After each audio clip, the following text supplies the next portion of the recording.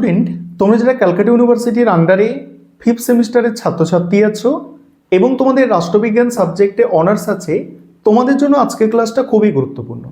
কালকে 19শে জানুয়ারি তোমাদের 5th semester রাষ্ট্রবিজ্ঞান অনার্সের প্রথম পেপার অর্থাৎ ডিএসসিসি 9 পেপারের পরীক্ষা দিতে চলেছো এবং এই ডিএসসিসি 9 পেপার থেকে তোমরা শেষ মুহূর্তে যে প্রশ্নগুলো অতি অবশ্যই দেখে যাবে সেগুলো নিয়েই আজকে আলোচনা করব।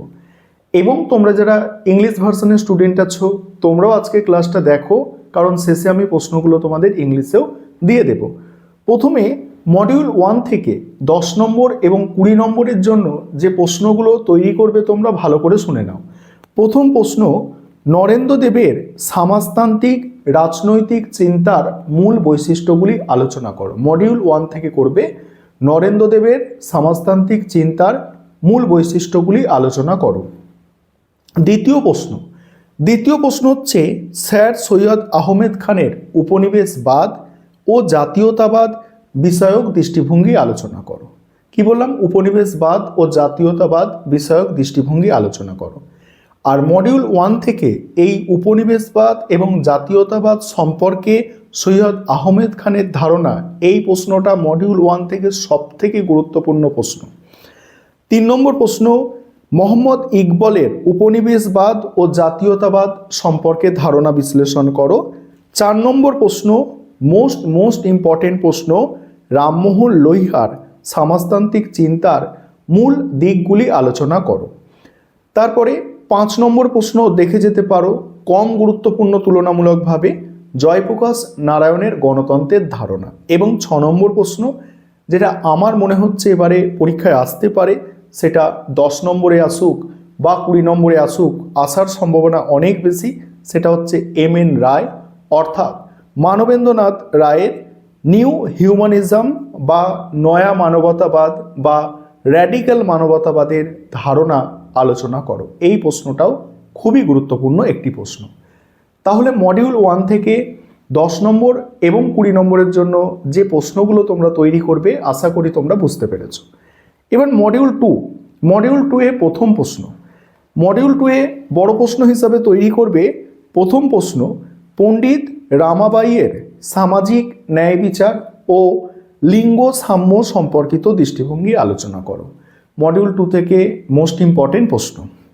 দ্বিতীয় প্রশ্ন, এই ইউনিটের মডিউল 2 এর এই মডিউলের সবথেকে গুরুত্বপূর্ণ প্রশ্ন হচ্ছে জওহরলাল নেহরুর সমাজতন্ত্র ও গণতন্ত্র সম্পর্কিত ধারণা আলোচনা করো। এই প্রশ্নটা এরকম অ্যাডজাস্ট করেও আসতে পারে যে জওহরলাল নেহরুর সমাজতন্ত্র গণতন্ত্র সম্পর্কে ধারণা, বা আবার পার্টে ভেঙে আলাদা আলাদা প্রশ্নও আসতে পারে।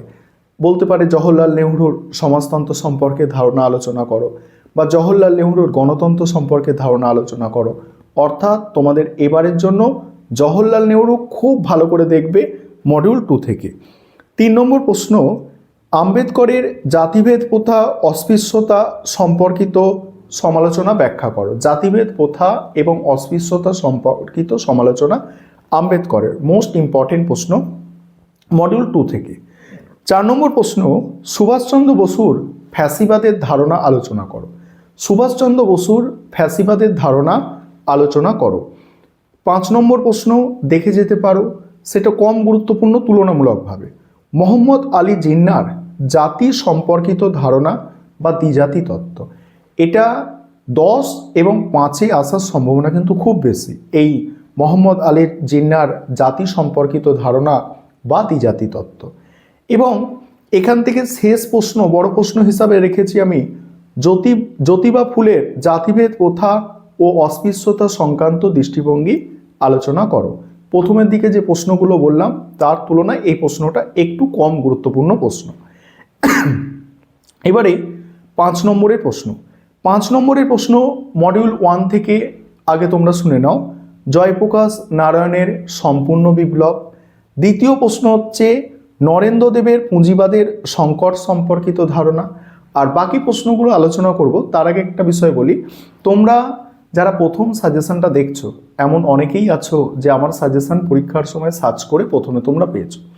তোমাদের আমি একটা বিষয় সাজেস্ট করব যে এতগুলো প্রশ্ন হয়তো তোমার পক্ষে করা সম্ভব হচ্ছে না কোনোভাবে। তুমি কিভাবে পড়বে, পড়ার সময় মডিউল টু থেকে ধরো দুটো আমি মোস্ট ইম্পর্টেন্ট বলেছি বা তিনটে বলেছি, মডিউল ওয়ান থেকে মোস্ট ইম্পর্টেন্ট দুটো বা তিনটে বলেছি, যেগুলো মোস্ট ইম্পর্টেন্ট বলেছি ওগুলোকে আগে তৈরি করবে। ধরো মডিউল ওয়ান থেকে মোস্ট ইম্পর্টেন্ট দুটো বলেছি, মডিউল টু থেকে মোস্ট ইম্পর্টেন্ট বলেছি, এইভাবে। এরকম কোনোদিন করবে না যে একটা মডিউলে যতগুলো প্রশ্ন আছে আমি কমপ্লিট করে তারপর আরেকটা মডিউল রিভিশন করব বা আরেকটা মডিউল আমি দেখে নেবো, এরকম করবে না। প্রথম মডিউল থেকে দুটো প্রশ্ন রিভিশন করো, তারপরের মডিউল থেকে দুটো প্রশ্ন রিভিশন করো, এটা হয়ে গেলে আবার প্রথম মডিউলে ফিরে আসো, এইভাবে তৈরি করবে। একেবারে কখনোই ভাবছো যে আমি প্রথম মডিউল খুব ভালো করে তৈরি করে নেব তারপর দ্বিতীয় মডিউলে যাব, এরকম কখনোই করবে না। এবং পরীক্ষার সময় মনে রাখবে প্রতিটা প্রশ্নের উত্তরে সমান গুরুত্ব দেওয়ার চেষ্টা করবে। সমান গুরুত্ব মানে সমান সময় দেওয়ার চেষ্টা করবে উত্তরের ক্ষেত্রে। যে তুমি দুটো প্রশ্নের উত্তর খুব ভালো করে লিখছো আর দুটো প্রশ্নের উত্তর লিখছোই না বা সময়ের অভাবে লিখে ওটা হলো না ভালো করে, এরকম করবে না। মানে সবকে সমান সমান সময় দেবে, দেখবে সেক্ষেত্রে প্রত্যেকটা প্রশ্নের উত্তর লিখলে ভালো নম্বর পাওয়া যায়। কারণ আমি যদি দুটো প্রশ্ন লিখি খুব সেখানে বেশি নম্বরও দেয় এবং চারটে প্রশ্ন লিখি, দেখবে গড়ে নম্বর কিন্তু ওই দুটো প্রশ্ন লেখার থেকে চারটে প্রশ্ন লিখলে অনেক বেশি নম্বর আসে। এইভাবে তোমরা একটু করবে। এবারে মডিউল ওয়ান থেকে বাকি 5 নম্বরের প্রশ্নগুলো শোনো। প্রথম দুটো তো বলেছি, জয়প্রকাশ নারায়ণের সম্পূর্ণ বিপ্লব, তারপরে হচ্ছে নরেন্দ্রদেবের পুঁজিবাদের সংকট সম্পর্কিত ধারণা, এটা। 3 নম্বর প্রশ্ন রামমোহন লোহিয়ার সপ্তকান্তি বা ইতিহাস চক্র। 4 নম্বর প্রশ্ন মানবেন্দ্রনাথ রায়ের নয়া মানবতাবাদ বা র্যাডিক্যাল মানবতাবাদ বা নিউ হিউম্যানিজম, এটা। 5 নম্বর প্রশ্ন হচ্ছে ইকবালের পাকিস্তান প্রস্তাব বা প্যান ইসলামিজম। 6 নম্বর প্রশ্ন তুলনামূলকভাবে কম গুরুত্বপূর্ণ ঔপনিবেশিক শিক্ষা বা সমাজ সংস্কার বিষয়ক সৈয়দ আহমেদ খান। মডিউল 2 থেকে 5 নম্বরের জন্য যে প্রশ্নগুলো দেখবে তোমরা, প্রথমেই সাভারকরের হিন্দুত্বের ধারণা, দ্বিতীয় প্রশ্ন জিন্নার দ্বিজাতি তত্ত্ব, 3 নম্বর প্রশ্ন আম্বেদকরের সামাজিক ন্যায় বিচারের ধারণা, 4 নম্বর নেহরুর ধর্মনিরপেক্ষতা, 5 নম্বর সুভাষচন্দ্র বসুর সমাজতন্ত্র ও সাম্যবাদের মধ্যে পার্থক্য, এবং 6 নম্বর প্রশ্ন একটা রেখেছি, এটা একটু দেখে যেতে পারো, পণ্ডিত রামাবাইয়ের আর্য মহিলা সমাজ বা নারী মুক্তি, এটা টিকা আকারে তৈরি করবে। এবার তোমরা যারা ইংলিশ ভার্সনের স্টুডেন্ট আছো তোমরা একটু প্রশ্নপত্রটা দেখে নাও, আমি দেখাচ্ছি। এবং আমাদের যে মক টেস্টের প্রশ্নপত্র তৈরি করা আছে সেটাও তোমাদের আমি শেষে দেখিয়ে দিতে চাইছি আরেকবার, কারণ অনেকেই আছো পরীক্ষার সময় সার্চ করে ভিডিও পাও, সেই কারণেই তোমাদের। আর যারা আগে দেখেছো মক টেস্টের প্রশ্ন তোমরা জানো আমি মক টেস্টের প্রশ্ন অলরেডি দিয়ে দিয়েছি। আর অবশ্যই যেটা বললাম এটা মনে রাখবে যে প্রত্যেক প্রশ্নকে কিন্তু পরীক্ষায় সমান গুরুত্ব দেওয়ার চেষ্টা করবে, কোনো প্রশ্ন ছেড়ে আসবে না, যতটা পারবে ততটা লিখবে।